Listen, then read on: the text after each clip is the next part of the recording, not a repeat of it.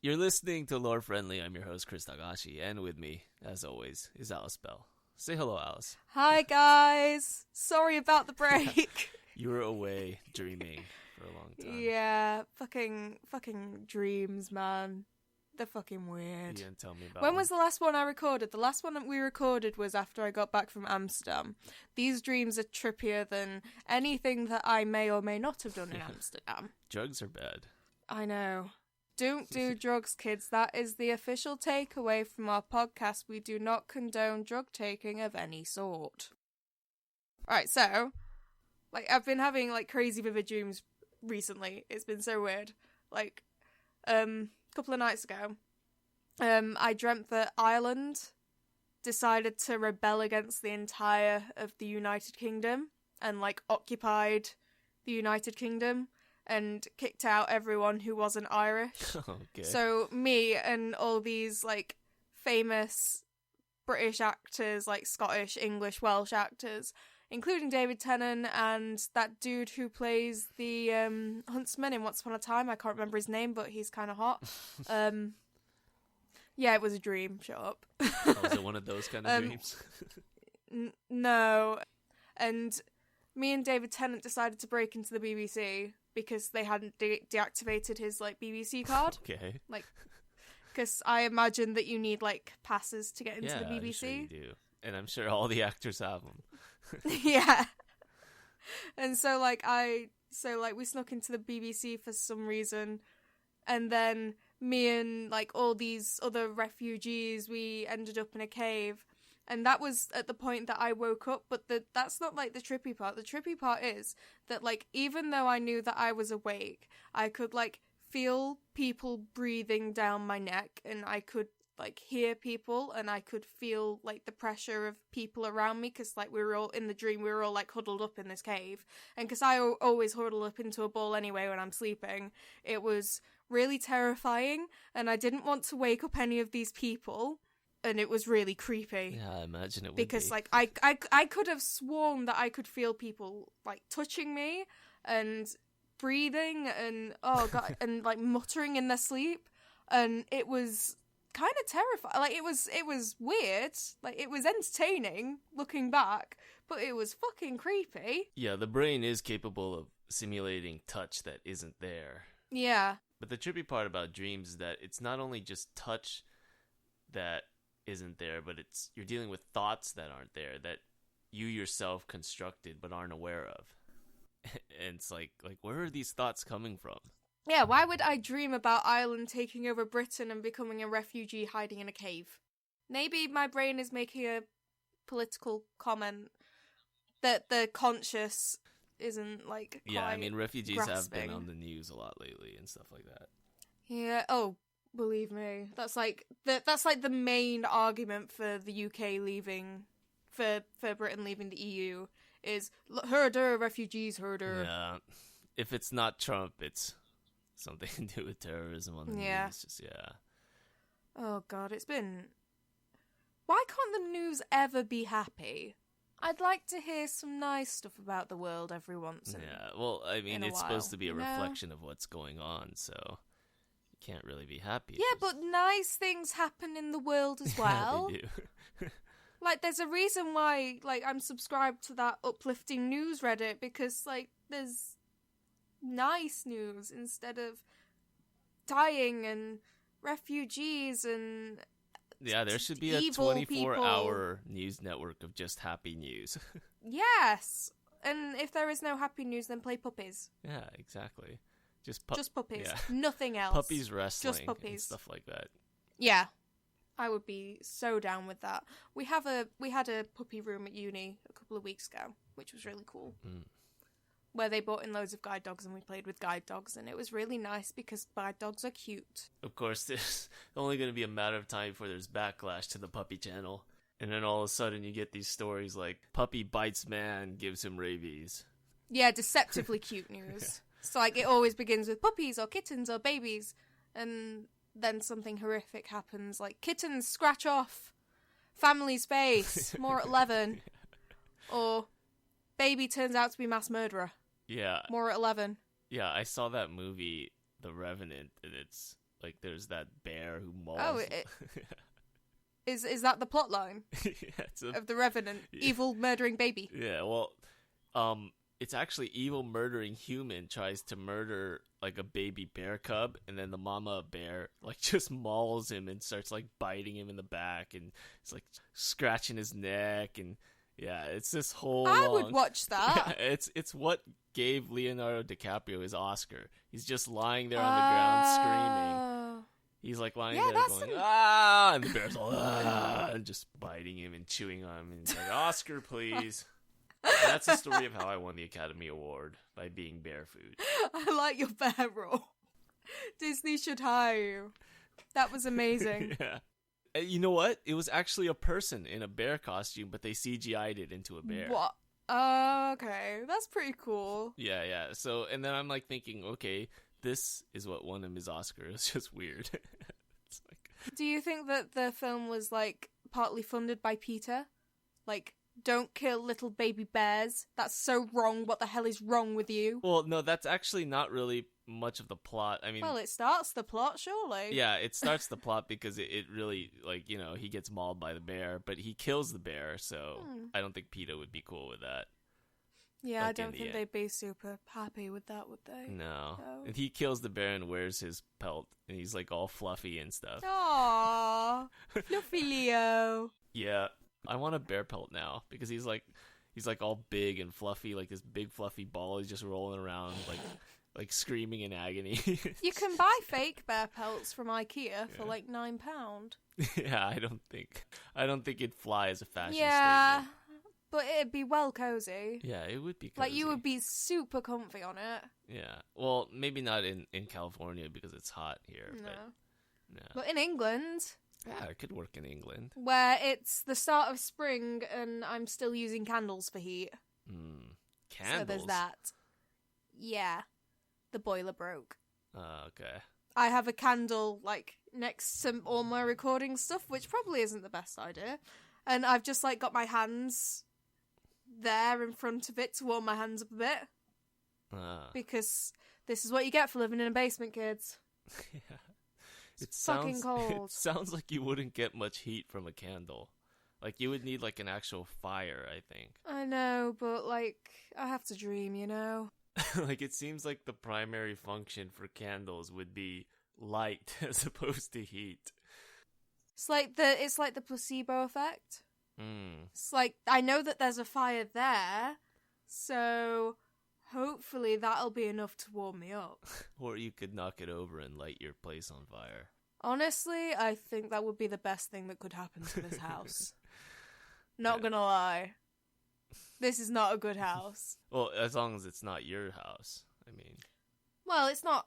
I rent it. Right. And so... I feel like a fire would come under, like, natural disaster. Like, we wouldn't get... I'm sure they'd have it. insurance for that. So, yeah, unless I'd have to, like, hide my candle. And just say, oh, the house set itself on fire. Was nothing to do with me. Please don't sue me. So what else have you been doing over the past, was it 2 months, 3 months? Oh, fuck. You know what? It has been a complete blur. Because I have been doing the same thing every day. I have been applying for jobs because jobs are hard to get. I have been writing and rewriting my CV. I got rejected from Starbucks. What? You don't need a CV for Starbucks. I'm not basic. No, you have to hand in you have to fill in a form and hand it in. But I'm not basic enough for Starbucks. Oh, you're overqualified? I am not a stereotypical white girl. I'm not stereotypically white enough for Starbucks. What do you have to be? What qualities do you have to be to work at Starbucks? You have to like lattes, I think. And I don't like lattes. Is that on the application?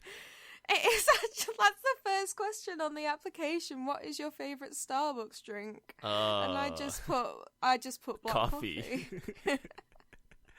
Anything Brown. with caffeine. No milk. Just that basic ass coffee you can get from any filter. Please, just give me a job. That's basically what I wrote on it. Like, one of the last questions on the form is, how does working at Starbucks, like, pertain to your future career choices or something like that? And I was just like, I really need money so I can go and do my masters. Yeah. Please give me a job. Yeah, this is just a stepping stone for me. Yeah. Yeah, I was just like, I want to get real world work experience because I don't have much of that. Because I'm an English student and we don't do many practical things.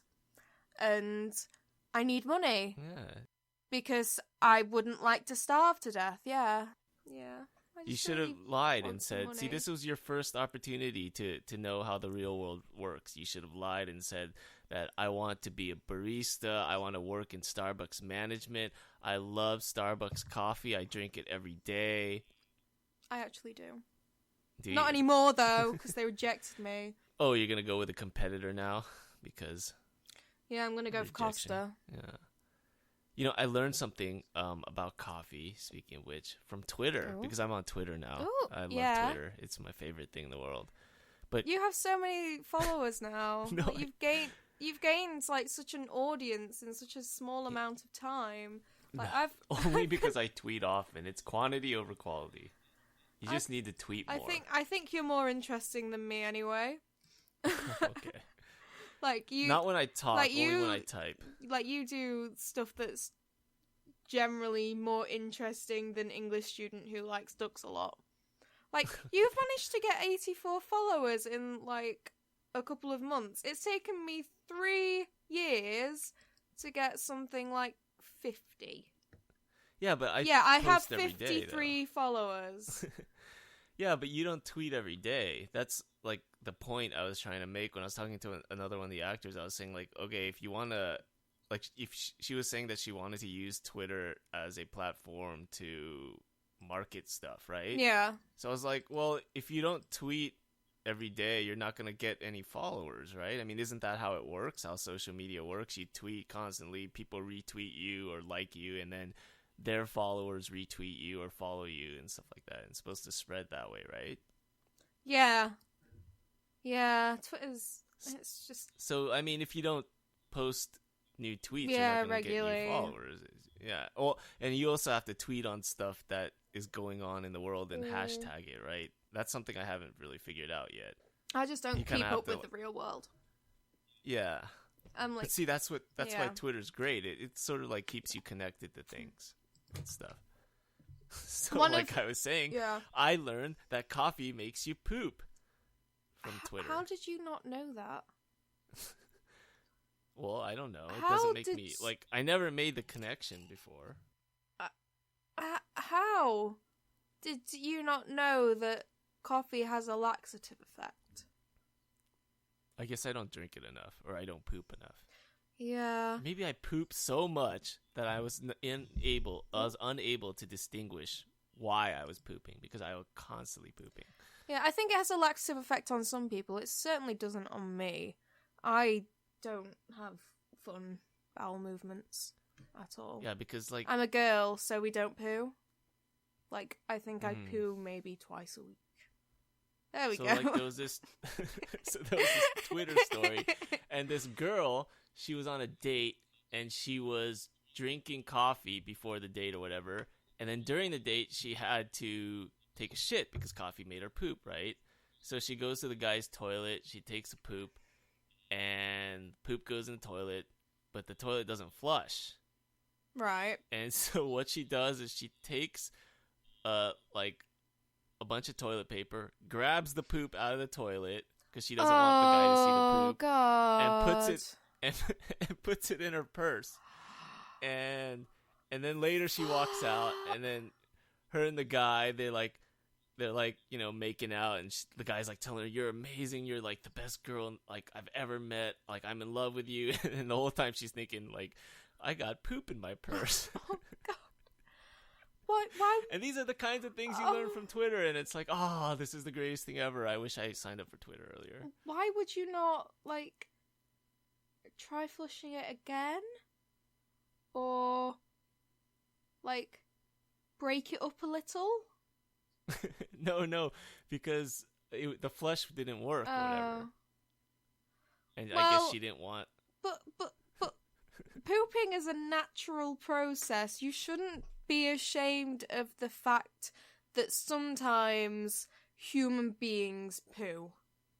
Like, Right, I don't feel like me, that would gross anyone out. Yeah, if it was me, I would have just, like, peeked my head out of the bathroom and say, hey, your toilet doesn't flush. And it would have been a funny date moment, right? Yeah. It would have been a funny story, but it turned out to be even an even funnier story. Right, and so, yeah. Like, yeah. Wow. But that's why Twitter's great. It keeps you connected to stories about shit. Yeah, to people, to the world, I think. So I think I've learned more about the election, too, and things that are going on in the world. The only thing I know about the US election is that I am leaving planet Earth if Trump wins. How are people taking him seriously? Guys! Well, people are ignorant of things. Like, I'm ignorant of things. Like, I've considered myself somewhat, skeptical and intelligent when it comes to things, but when it comes to who you're gonna vote for, the analogy I would use is it's a lot like that show The Bachelor, where you have all these, like, choices, right? And you don't know anything about these people, really, but you're supposed to pick your wife out of these, like, 20... I don't know how many contestants they have. Oh, have you I ever don't seen know. That show, The Bachelor? I did used to watch The Bachelorette. Yeah, it's the same thing. It's a Bachelorette. Yeah. Like, you get, like, 25 guys. It's probably a more accurate analogy because most of the contestants are men. Yeah. But you get, like, 25 guys or whatever and one woman, and you're supposed to fall in love with one of them in a matter of months, and you have barely any information on them. You don't know what it's going to be like until after you choose one, right? Yeah. And then when you do, you realize, like, oh god, I made a horrible mistake. So it's kind of like that, where you don't really have all the information. You don't know if they're on the TV show just to lie to you and just to get famous or just to get elected, right? Yeah. Or just to get chosen. So you don't know if they're being fake while they're with you. So it's kind of like that, where you never really have the complete information. So I think that's the scary part for me. The absolute certainty with which people make their political decisions or their political loyalties.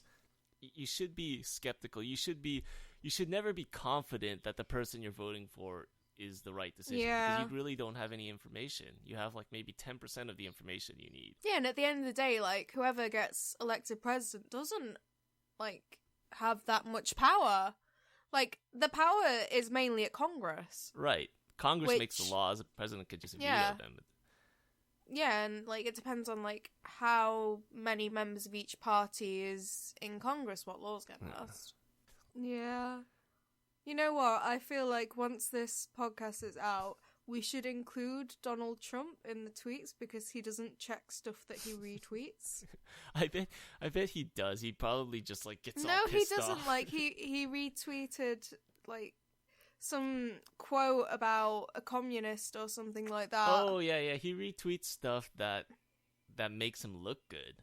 Yeah, so if we just say something like, in this podcast, me and Kris discuss how Trump will make America great again. And then and he won't listen to it because we basically spend 40, 50 minutes a podcast shitting around. Like, he's not going to listen to see if what we're actually saying is accurate. Right. or nice or complimentary. He's just going to be like, oh, make America great again. Let's retweet it. Yeah. And then we get loads more audience from that. Yeah, that could work. See? This is so clever. Yeah, so have you been watching any TV shows since the last time we talked? I know I wanted to have you watch The Expanse. The Expanse was pretty amazing. Yeah. Gotta say, I really enjoyed it. Like, it was very clever how, like, they managed to disguise their lack of budget in comparison to a lot of other big TV shows. Yeah. Like with the very small claustrophobic sets and all the like minimal, like the practical effects, like the makeup and stuff like that is all absolutely like spot on. Yeah. And the CGI, I mean, it could be better. Like, that's where the lack of budget really shines through. But, like, the actual set design and the aesthetic that they have, that they're rocking there is absolutely incredible. It's a really good way of, like, hiding a lack of budget. And can I just say that I love the set designer because they put fairy lights everywhere. I really, really, really like fairy lights. And there was one scene in, I think maybe episode 5 or something, where he walks into a shop, where like the main detective dude walks into a shop or something, and it is just covered with fairy lights. Like, the whole walls are fairy lights, the door is fairy lights, the counter is fairy lights. It's the best room I have ever seen in my life. What is a fairy light? What? I don't know what that is. Right, I'm just imagining a light with, like, Tinkerbell wings or something. Right, you know all those, like, little strings of lights that you can get? Ah, okay, I just Googled it. I see what you mean. Have you never had a word for fairy lights in your life? No, I've never had a reason to describe them. But, yeah. Well, there you go. Fairy lights. They're very pretty. Yeah, I love them. I've got them around my bed, got them around my bookcase. Oh, so I just deeply offended you. This is why my electricity bill is so high. Yeah, Whoops. Sci-Fi is known for their really shitty budgets. I mean, a lot of their TV shows are just hilariously bad because of in the past. So other than Battlestar Galactica, like Sci-Fi has never been known as a channel that produces quality TV shows. Yeah. So I think this is like a first for them, and it's really well done. I mean, the 0G is, and the way they, like you said, they make it feel claustrophobic, or they make space feel dangerous. Like, space should be dangerous. Like, it's a good contrast to Star Wars. And now Star Wars, it always makes it feel like space travel is just like going down the 405 freeway and you're like going to San Diego or something, and have you're going on holiday somewhere. And with the Expanse, you actually get that feeling that space travel and space colonization, space exploration is difficult and hard and extremely dangerous, and that's what I like about it. Yeah, and you get like the like very early on it establishes the effect that 0G, or like being on an atmosphere that isn't necessarily Earth, like you've got the Belters, who are people who were born on the different off-world colonies and stuff like that, who, when they're brought down to Earth, like they can use gravity torture and stuff like them, because Earth's gravity is so much stronger than gravity in space that, like, when they come down to Earth, it's just complete torture on their bodies. Yeah, and it's great how they cast people who are skinny and don't gangly. They don't have the bone density, except for the main character, which is funny because, I mean, Thomas Jane is a sort of a big name, I guess. So it's funny because they have to explain it away with like muscle implants or some shit. Yeah. He's like, no way, I'm not losing the weight. You're gonna have to explain it away with something else. You want me on this project? I'm not gonna lose the weight. But yeah, he wasn't. There was some incredible acting in there, though. Yeah. Oh no, he's great in it though. But yeah, he was an incredible actor. The guy who played Holden, I was a bit on the fence about, because Holden's the other like protagonist, right, in the show. Yeah. And I don't know. He's just got one of those faces that's like, it's meant to be attractive, but he looks like he's constantly posing for an Instagram photo. Like, he's got these very, like, puckered lips, and he's duck-facing. And he's always squinting. And, like, you can tell that he's, like, decent looking, but he looks like he's always posing for a photo, and that really annoys me. He's always looking for the camera. So he can he's always just like the smolder. In one scene, eventually. He's like, Eventually he's gonna break the fourth wall and just stare at you, look you in the eye. It's gonna be like The Office. Yeah. He's like Eugene from Tangled, you know, the Disney film. No, I'm not really up to date on Disney films. Dude. I did watch Frozen the other day and I regretted it. I was like, God, this is not for me. Like, I do not have Overhyped.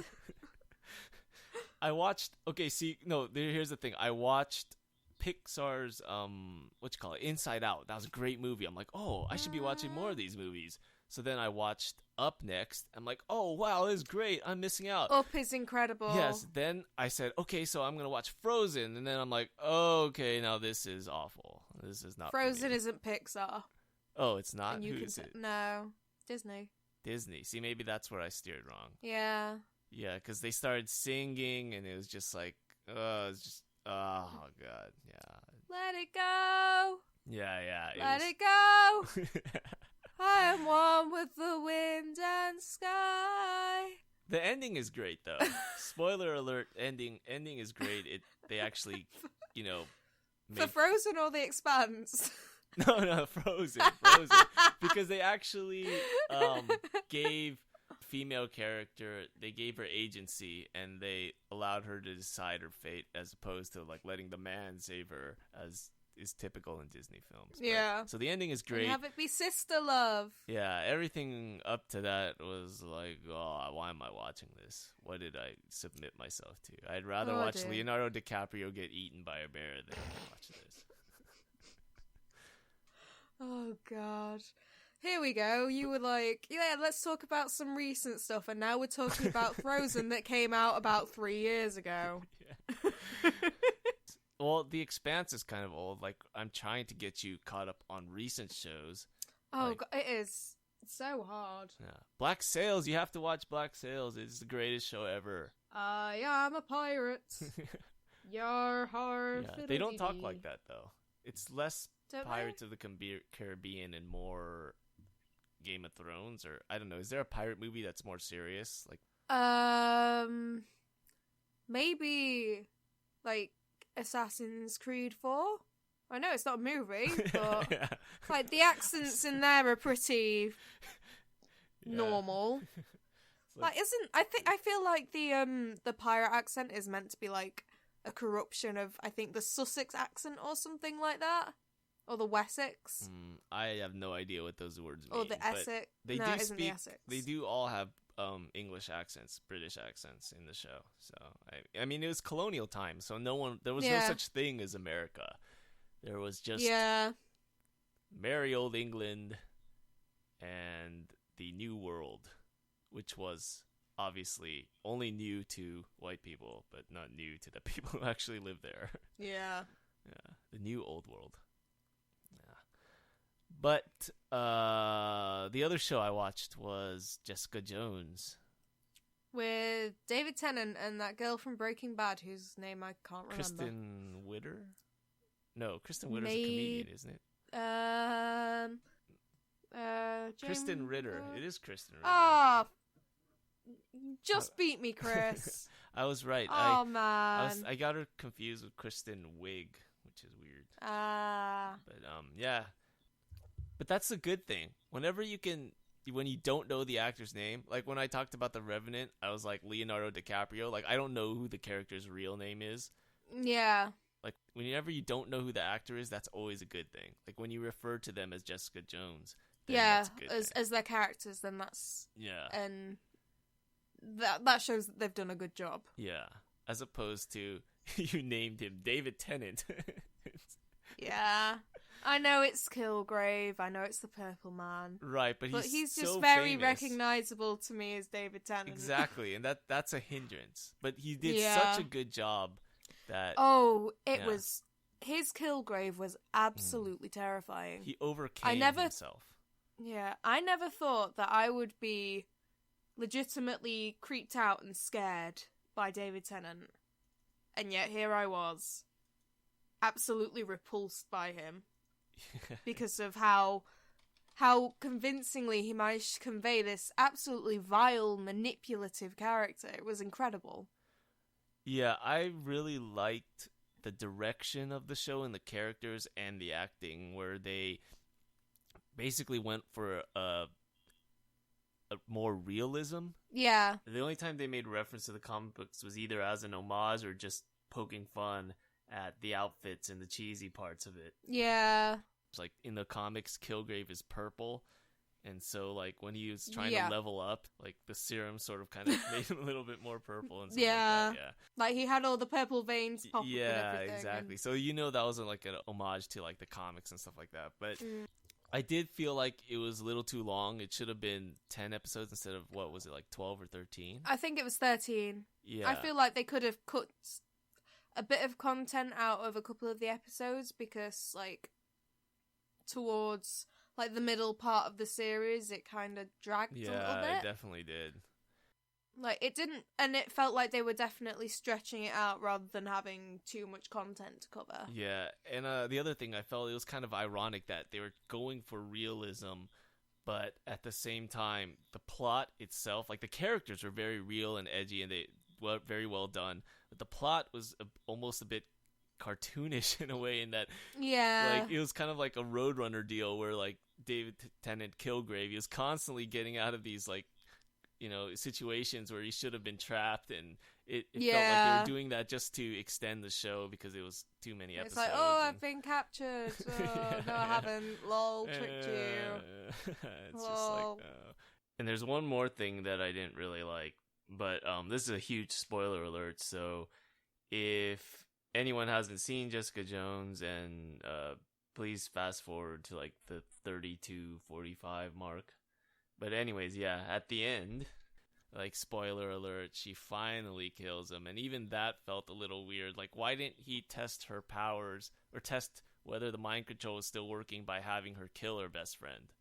Like, isn't that the ultimate test? That's what broke the spell in the first place, right? Yeah, she killed the other person and then... Right, so if he really wanted to test whether the new powers that he gained worked, like, if he wanted to really do that, wouldn't the ultimate test be asking her to kill someone, especially someone she loved? Wouldn't that make more sense? I mean, I can get why they did it, but I do agree with your point that maybe he could have made a bit of a better test for her than Smile Mate. yeah. But all that being said, like, I think it was the number of episodes that really messed with the writing too, and the fact, but the characters are well done, and hopefully they'll, like, shorten it for next season, I think.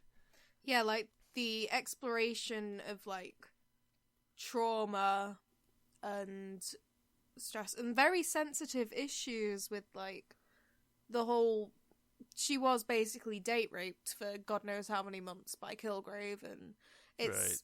And, like, the portrayal of a rape survivor as not having grown because of that rape, which is a really harmful trope in, like, modern fiction, is rape survivors are strong and rape makes people develop as characters. And it didn't do that. It allowed her to live out this like, post-traumatic stress, and it was a really incredible and sensitive portrayal of an issue that's normally, like, shied away from or glossed over in modern day. Right, the reality of it. I mean, they did a really good job with just making them feel like real people, despite the fact that they had these superhero powers, and especially with, like you said, a sensitive issue like that. It is incredibly well done, I think. Yeah. Just the characters in general, and so... I liked it. I enjoyed it. Definite overall. props to them. Definite props. It was a good show. Yeah, I think overall characters are more important than plot anyway. It's what helps make a show last, because most stories are recycled, and it's just it's the ways in which stories are approached by the different characters. So, have you played any games recently? No, because we're not talking about Lisa, because Lisa has to be played in 30-minute installments because it is hard on me. Yeah, it is. Jeez. It looks like a very depressing game. And just the is. choices that you have to make are just ridiculously difficult, and it gets worse and worse over time too. It's they like get harder and harder. In the first 30 minutes, you have to be like, right, I'm either going to take all your stuff, or I'm going to let your friends live. And it's like, right, I'm quitting for now. I'll be back later. And that's the easiest choice. Like, that's like, oh, my friends, like, lives or money? Yeah, money, who cares? Like, I can make more back, right? And so it's somewhat of an easy choice, but as you go on, it gets, like, more and more impossible. And it's just, it just escalates. Yeah. And eventually, it's just, like, it's just depressing. It's a depressing game, but the reason why it's so acclaimed is it depicts a post-apocalyptic world in a way that's harsh and unforgiving, and it's the same as like we were talking about with the zero-G and all that stuff with the Expanse. It does it in a way that contrasts heavily with games like Fallout 4, where it's a post-apocalyptic world, but there's no threat of your friends dying. Everything is largely in your control, it feels like, regardless of how dangerous the surroundings are. Whereas with Lisa, it's the complete opposite. Yeah, like there's elements of humor in it that aren't necessarily like dark humor. Like you've got the whole 1950s backdrop. Right. Throughout you've got the whole like retro aesthetic, which by itself is pretty ridiculous. But whereas in Lisa, you've got this masochismo society that, whilst the game does have its moments of levity in the dialogue, it's all ultimately really depressing because there is no light-hearted humour in this game. It is all overwhelmingly depressing or annoying or upsetting. There is this constant atmosphere of oppression that just really gets you down. So it is one of those games that I am having to play in very short bursts because it just weighs heavy on you. Yeah, extremely depressing, I think, just to play it. And that's the point of the game. And it's rare that you have a game that's designed not to enjoy yourself. Fun. Yeah, I like games that aren't fun to play. Yeah. Like Spec Ops: The Line, that was another game that I had to really take my time with. Yeah, and the idea... Because it's just one atrocity after another. And it's more like art than a game, where a game is meant to be enjoyed. And so, I think it was made in RPG Maker, which was surprising. How so? Like, I don't know. I just think, like, RPG Maker games, whenever you see them on, like, online or on YouTube or something like that, they always use the stock sprites and stuff like that. So it looks more like an anime than it does. Yeah, it looks like the game itself.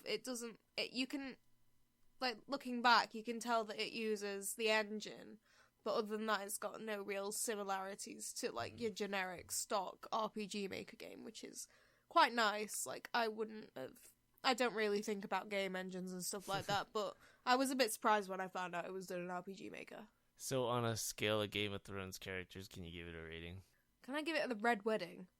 Yeah, that would probably be. It's the Red Wedding. It's depressing and miserable as fuck. This is the first time we're going to agree.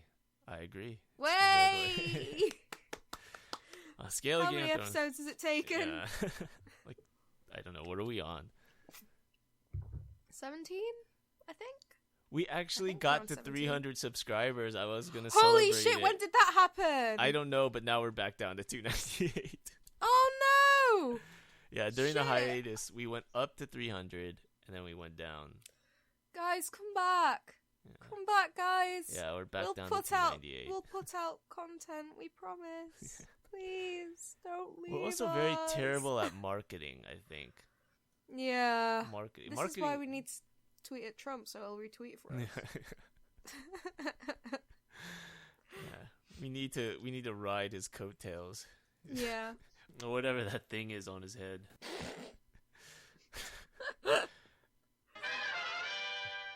Oh dear. What else did you want to talk about? I think we've got enough content for now. Yeah, I think we're good.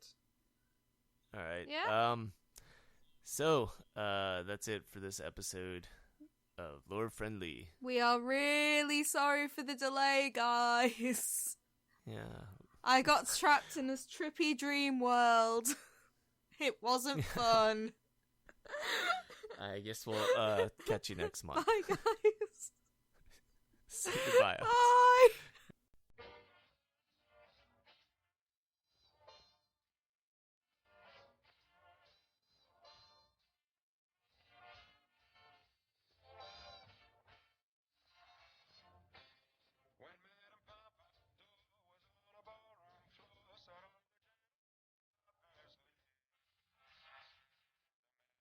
As the keenest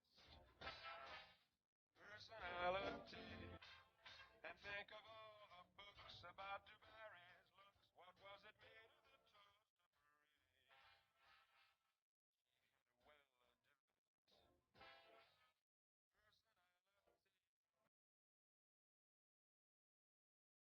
So, anything else you want to talk about? I don't know. Oh, I'm 21 now, so I can get drunk.